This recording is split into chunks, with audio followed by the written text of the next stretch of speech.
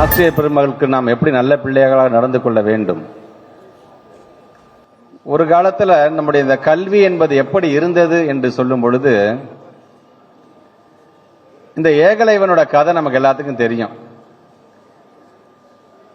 அவர் தன்னுடைய குருவிடம் இருந்து முறையாக பாடம் கற்காமல் தொலைவிலிருந்து அதை பார்த்து பார்த்து அந்த பாடத்தை கற்றதன் மூலமாக வில்வித்தையில் மிக சிறந்தவராக அவர் விளங்கினார். இதை அறிந்து கொண்ட பிறகு அவர் சொன்னாராம், குரு நீ முறையா நீ கத்துக்கல, அதனால எனக்கு நீ ஃபீஸ் கொடுங்கிறாரு. என்ன ஃபீஸ் அன்னைக்கு அந்த காலத்தில் அவர் கேட்டிருப்பாரு அப்படின்னா, உன் கட்டை விரல் எனக்கு கொடு அப்படிங்கிறாரு. இது ஒரு புராண கதை. இது கட்டை விரலை எனக்கு கொடுன்னா அந்த கட்டை விரலை கொடுத்துட்டு அவன் எப்படி அவனால அந்த வில்வித்தையில அவன் தேர்ச்சி பெற்றவனாக இருப்பான். ஆக அதை உணர்ந்துதான் தந்தை பெரியார் அவர்கள் சொன்னார்கள், ஏற்றத்தாழ்வுங்கிறது எந்த இடத்துலயுமே எல்லாமே அனைவருமே சமமாக கருதக்கூடியது எதுவென்று பார்த்தால் கல்விதான். அந்த கல்வி அனைவரையும் சென்றடைய வேண்டும் என்று சொன்னவர் தந்தை பெரியார் என்பதை நீங்கள்லாம் மறந்துவிடக் கூடாது. தந்தை பெரியார் அவர்கள் தான் பெண் விடுதலைக்காக, பொம்பளை பிள்ளைங்க படிக்கணும்னு ஆசைப்பட்டவரே அவர் தான். உங்களுக்கான கல்வி அறிவை வழங்க வேண்டும், நீங்க உங்களுடைய சொந்த காலில் நிற்க வேண்டும், சுயமரியாதையோடு நிற்க வேண்டும், தன்னம்பிக்கையோடு வாழ வேண்டும் என்று முதலாக சொன்னது தந்தை பெரியார். அந்த கருத்தின் அடிப்படையில் தான் முத்தமிழர் கலைஞர் அவர்கள் சொல்லும் போது சொல்லுவார், இந்த காலத்தில் யாராவது கட்டை விரலை கேட்டான் என்று சொன்னால் அவனுடைய பட்டை உரியும், சுடுகாட்டில் அவனுடைய கட்டை எரியும் என்று சொன்னவர் முத்தமிழர் கலைஞர் என்பதை நீங்கள் மறந்துவிடக் கூடாது. இப்படி நமக்கான சிந்தனைகள் என்று வரும்பொழுது கல்வி என்பது எவ்வளவு அவசியம் என்பதை நீங்கள் உணர வேண்டும் என்பதற்காகத்தான். முத்தமிழர் கலைஞர் தான் சொன்னாரு, பிள்ளைங்களுக்கு ஃபீஸ் கட்டவனா அவங்களுக்கு எல்லாமே கட்டணம் இல்லாமல் நாம் வழங்குவோம், பஸ் பாஸா இருந்தாலும் இலவசமாக பஸ் பாஸை வழங்குவோம், சத்துணவமாக இருந்தாலும் அதில் நாம் முட்டையை வழங்குவோம், பிள்ளைகள் படிக்க வேண்டும், பொம்பளை பிள்ளைங்க படிக்க வேண்டும் சொல்லி சொல்லி சொல்லி வந்தனாலதான் இன்றைக்கு நம்முடைய மாண்புக்கு தமிழ்நாட்டு முதலமைச்சர் அரசு பள்ளியில படிக்கின்ற 6ஆம் வகுப்பிலிருந்து 12ஆம் வகுப்பு வரை பொம்பளை பிள்ளை படிச்சீங்கன்னா தயவு செய்து பள்ளி படிப்போட நிறுத்தி விடாதீர்கள், கல்லூரி படிப்புக்கும் போங்க. உங்க வீட்டுல 2 பிள்ளையா இருந்தாலும் சரி, 3 பொம்பளை பிள்ளையா இருந்தாலும் சரி, ஒவ்வொரு குழந்தைகளுக்கும் மாதம் 1000 ரூபாய் நான் தருகிறேன் என்று சொன்னவர் நம்முடைய தமிழ்நாட்டுடைய முதலமைச்சர். அதனால்தான் நம்முடைய கிராஸ் என்ரோல்மெண்ட் ரேஷியோ ஒன்றிய அரசு சொல்றாங்களா 2030 நாங்க 50% தாண்டணும்னு. நாம 2 வருஷத்துக்கு முன்னாடியே நம்ம தாண்டிட்டோம். அதற்கு காரணம் தந்தை பெரியார், பேரறிஞர் அண்ணா, முத்தமிழர் கலைஞர். இந்த வழியில் நம்முடைய மாண்பு தமிழ்நாட்டு முதலமைச்சர்.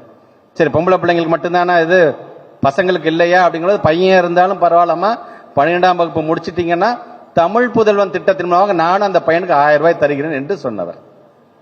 நாம நம்முடைய அறிவை எப்படி பயன்படுத்த போகிறோம்? சமுதாயம் என்று வரும்பொழுது அது கருப்பு வெள்ளையாக அல்லது பகல் இரவாக இப்படி மாறி மாறி துன்பம் இன்பம் எல்லாம் மாறி மாறி வரும். சமுதாயம் நல்லது கெட்டதுன்னு 2த்தையும் வச்சிருக்கும். அது விற்பனை பொருளாக சமுதாயம் நல்லதையும் வைத்திருக்கும், கெட்டதையும் வைத்திருக்கும். நாம எதை தேர்ந்தெடுக்க வேண்டும் நீங்க தேர்ந்தெடுக்கிறீங்க பாத்தீங்களா, அதுலதான் நம்முடைய அறிவு அடங்கியிருக்கின்றது. ஆக அந்த அறிவை பகுத்தறிவாக நாம் உணர வேண்டிய ஒரு இடம் எதுவென்று சொன்னால் இது போன்ற பள்ளிக்கூடங்கள் தான். பள்ளிக்கூடத்தில் முதல்ல ஏன்னு கேள்வி கேட்க மறக்கணும்.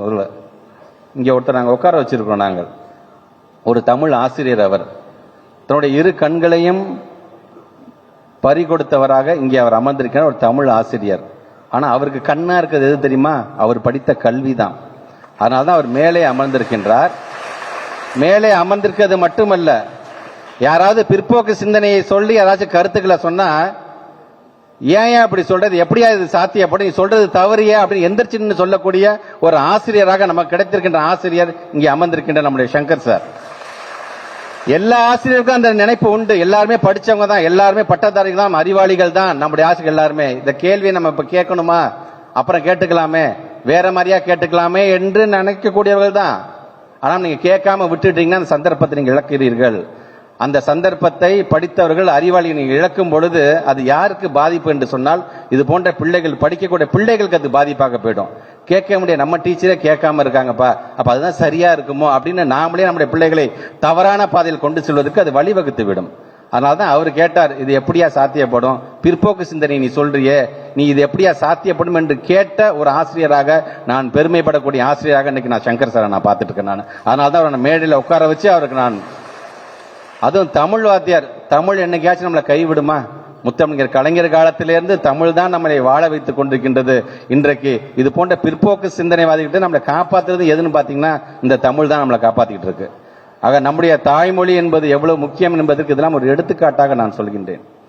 வருகை தந்திருக்கின்ற மாணவ செல்வங்கள், படிப்பில் அதிகம் கவனம் செலுத்துங்கள். உங்களிடம் நாங்கள் எதிர்பார்ப்பது நீங்கள் பகுத்தறிவோட அன்பில் மகேஷ் பொய்யாமொழி பேசுறாங்கிறதுக்காக அதை நீங்க அப்படியே எடுத்துக்க வேண்டும் என்ற அவசியம் அல்ல. இவன் சொல்றது சரிதானா என்பதை நீங்கள் சுயமாக சிந்தித்து பார்த்து எது சரி எது தவறு என்பதை நீங்கள் முழுமையாக புரிந்து கொள்ள வேண்டும். இதை தான் தந்தை பெரியார் சொன்னார். நானே சொன்னாலும் தயவு செஞ்சு ஒத்துக்காதீங்க. நீங்க உங்களுக்குன்னு ஒரு அறிவு இருக்குல்ல, அந்த அறிவை பயன்படுத்தி கொண்டு இது சரிதானா.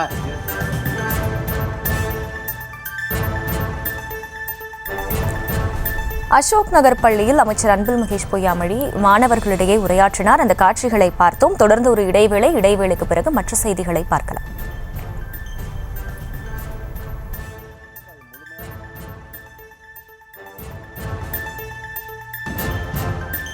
பேசும்போது தான் நம்ம கை தட்டிட்டு பேசும்போது தான் நம்ம உணர்ச்சி பெருக்கப்படுறதுல அர்த்தமே கிடையாது.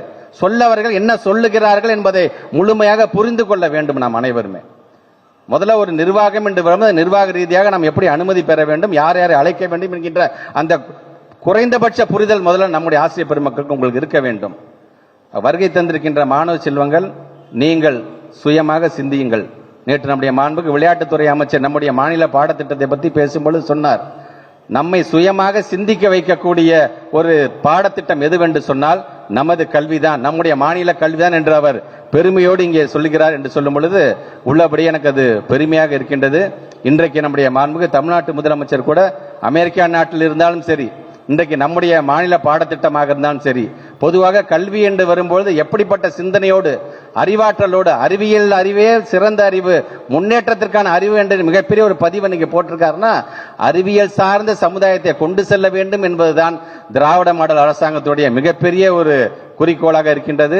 அந்த குறிக்கோளுக்கு வழிவகையாகத்தான் இன்றைக்கு நம்முடைய ஆசிரியர், அவரும் கிட்டத்தட்ட 30 வருஷம் தலைமை ஆசிரியராக இருந்தவர் தான் இங்கே நமக்காக இங்கே உரையாற்ற வருகை தந்திருக்கின்றவர். நேற்று எங்களுடைய அழைப்பை ஏற்று உடனடியாக இங்கே வருகை தந்திருக்கின்ற அவருக்கும் நம்முடைய பள்ளி நிர்வாகத்தின் சார்பாக எனது நன்றிகளை நான் தெரிவித்துக் கொள்கின்றேன். தவறுகள் யாரு செய்தாலும் சரி, அவர்கள் நம்முடைய சமுதாயத்திலிருந்து மட்டுமல்ல பள்ளி கல்வித்துறையிலிருந்து தப்பிக்க முடியாது.